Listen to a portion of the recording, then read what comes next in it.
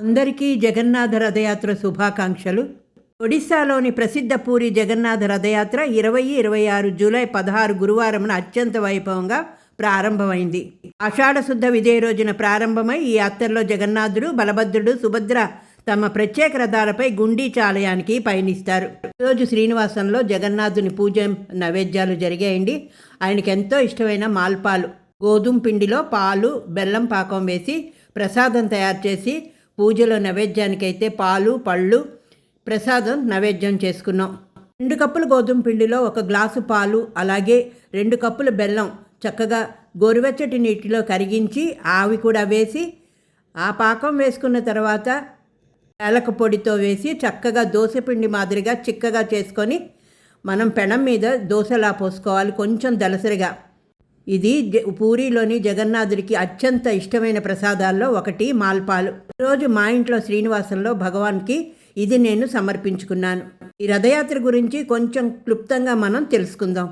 పూరి జగన్నాథుని రథయాత్ర అనగానే భక్తుల గుండెల్లో ఒక తెలియని ఆధ్యాత్మిక మైకం కమ్ముకుంటుందండి. ఈరోజు పరమ పవిత్రమైన రథయాత్ర సందర్భంగా జగన్నాథుడు, బలభద్రుడు, సుభద్రాదేవులతో కలిసి గుండీచా ఆలయానికి సాగించే ఈ అద్భుత ప్రయాణం అనుకున్న చిన్నగా విశేషాలు తెలుసుకుందాం. ప్రసాదానికైతే గోధుమ పిండి, బెల్లం, పాలు అయితే రెడీగా ఉన్నాయి. ఈ బెల్లాన్ని ఏంటంటే 1 గ్లాసు నీళ్లు పోసి చక్కగా కరిగించుకుంటే సరిపోతుందండి. పాకం ఏం పట్టుకోక్కర్లేదు. బెల్లం పాకం, పాలు ఈ గోధుమ పిండిలో కలిపి చిక్కగా మనం ఉండలు లేకుండా కలుపుకొని ఏలకపండు వేసుకుంటే చక్కగా పెనం మీద వేడి చేసి నెయ్యితో దోశల్లాగా కాల్చుకున్నాం అనుకోండి, జగన్నాథుడికి ఎంతో ఇష్టమైన ప్రసాదాల్లో ఒకటైతే మాల్పాలు రెడీ అయిపోతుంది. అసలు ఈ రథయాత్ర అసలు ఉద్దేశం ఏంటో తెలుసుకుందాం రండి. సంవత్సరం పొడుగునా గర్భగుడికే పరిమితమయ్యే జగన్నాథుడు కులమత భేదాలు లేకుండా తనను దర్శించుకోలేని భక్తుల కోసం తానే స్వయంగా వీధుల్లోకి వస్తాడు. జగన్నాథుడిని రథంపై చూస్తే పునర్జన్మ ఉండదని భక్తుల నమ్మకం. ఈ ప్రయాణము శ్రీమందిరము అంటే ముఖ్య ఆలయము నుండి గుండీచాదేవి ఆలయం అంటే జగన్నాథుడి యొక్క పిన్ని ఇల్లు వరకు సాగుతుంది. ఈ గుండీచా ఆలయం అంటున్నారు కదా, దాని ప్రాధాన్యత ఏంటో చూద్దాం. శ్రీమందిరానికి దాదాపు 3 కిలోమీటర్ దూరంలో ఉన్న గుండీచా ఆలయాన్ని జగన్నాథుడి జన్మస్థానంగా భావిస్తారు. విశ్వకర్మ భగవానుడు జగన్నాథ, బలభద్ర, సుభద్ర విగ్రహాలు చెక్కింది ఈ గుండీచా ఆలయంలోనని పురాణాలు చెబుతున్నాయి. పిన్ని ఇంటికి వచ్చిన పిల్లల్లాగే స్వామివారు తన తోబుట్టువులతో కలిసి ఇక్కడ 9 రోజుల పాటు ఉంటారు. ఈ సమయంలో వారికి ఎంతో ఇష్టమైన పొడాపిట, ఒక రకమైన సాంప్రదాయపు తీపి వంటకాన్ని నైవేద్యంగా సమర్పిస్తారు. ఈ యాత్రలో ఉపయోగించే 3 రథాలను ప్రతి సంవత్సరము కొత్తగా ఎంతో నిష్టగా తయారు చేస్తారు. వీటి నిర్మాణంలో ఒక్క ఇనుప మేకు కూడా వాడకపోవడము విశేషము. జగన్నాథుని స్వామి రథము పేరు నందిఘోష, పసుపు, ఎరుపు రంగులుంటాయి. బలభద్రుడిది తాళధ్వజ, ఆకుపచ్చ, ఎరుపు రంగులు. దర్పధడన సుభద్రాదేవిది నలుపు, ఎరుపు రంగుల్లో ఉంటాయి. తర్వాత ఘటము, ముఖ్య ఘటము చెరాపహర అంటే బంగారు చీపురుతో ఊడవడం. రథయాత్రలో అత్యంత భక్తి శ్రద్ధలతో కూడిన ఘట్టము ఇది. పూరి గజపతి మహారాజు అంటే రాజుగారు స్వయంగా వచ్చి జగన్నాథుడిని సామాన్యుల్లా సేవించడానికి రథాల చుట్టూ ఉన్న మార్గాన్ని బంగారు పొర ఉన్న కలపతోపుడు అంటే చీపురుతో శుభ్రం చేస్తారు. భగవంతుని ముందు రాజులైనా పేదలైనా ఒకటే అని చాటి చెప్పే అద్భుత ఘట్టము ఇది.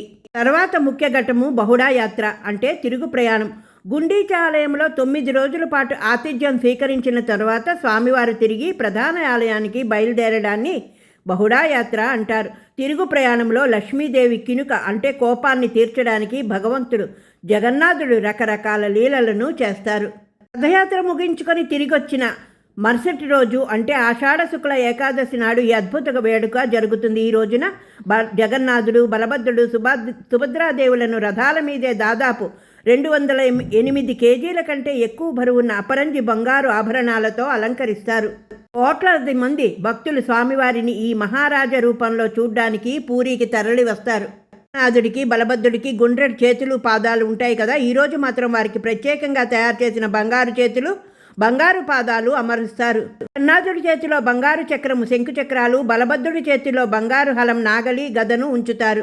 దేవతలకు భారీ పరిమాణంలో బంగారు కిరీటాలను ధరింపచేస్తారు. ఇదే కాకుండా బంగారు నెమలి పించాలు, చెవులకు కుండలాలు, హారాలు, నడుమ పట్టీలు వంటి ఎన్నో రకాల ప్రాచీన ఆభరణాలతో స్వామివార్లను ముంచెత్తుతారు.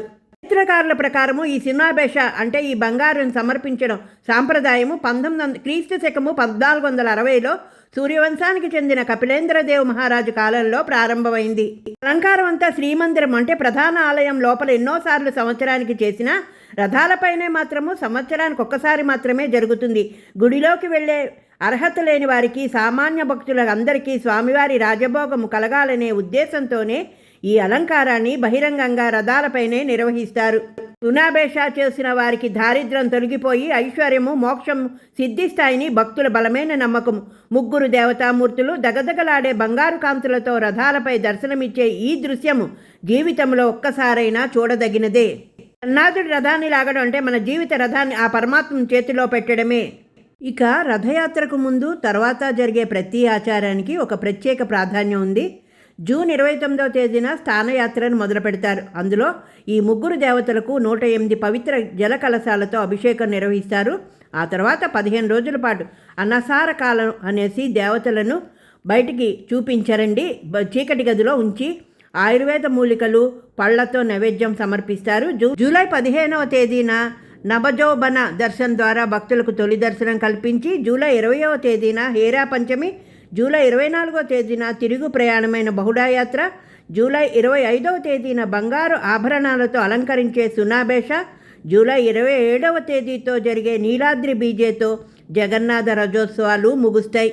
రథయాత్రలో పహండి బీజే ఆచారంలో ఆలయ అర్చకులు దేవతాల విగ్రహాలను నృత్య భంగిమల్లో రథాల వద్దకు తీసుకువస్తారు. లక్షలాది మంది భక్తులు 3 కిలోమీటర్ల దూరంలో ఉన్న గుండీచ ఆలయం వరకు రథాలను లాగుతారు. జగన్నాథుడి రథాన్ని లాగటం అంటే మన జీవిత రథాన్ని ఆ పరమాత్మ చేతిలో పెట్టడమే. ఈ పవిత్రమైన రోజున ఈ జగన్నాథుని కృపా కటాక్షాలు మీపై, మీ కుటుంబ సభ్యులపై ఎల్లప్పుడూ ఉండాలని కోరుకుంటున్నాను. జై జగన్నాథ్, జై జై జగన్నాథ్. జగన్నాథుని రథయాత్ర గురించి నాకు తెలిసిన సమాచారం మీ ముందు ఉంచాను. నచ్చిందా? ఒక లైక్ చేసి, షేర్ చేసి, కామెంట్ రూపంలో తెలియచేయండి. లైక్ ఇవ్వడం మర్చిపోవద్దు. హైప్ బటన్ని క్లిక్ చేయండి. మరొక కొత్త సమాచారంతో మళ్ళీ మీ ముందుకు రావడానికి ప్రయత్నం చేస్తాను. అంతవరకు సెలవు. మీ పార్థ.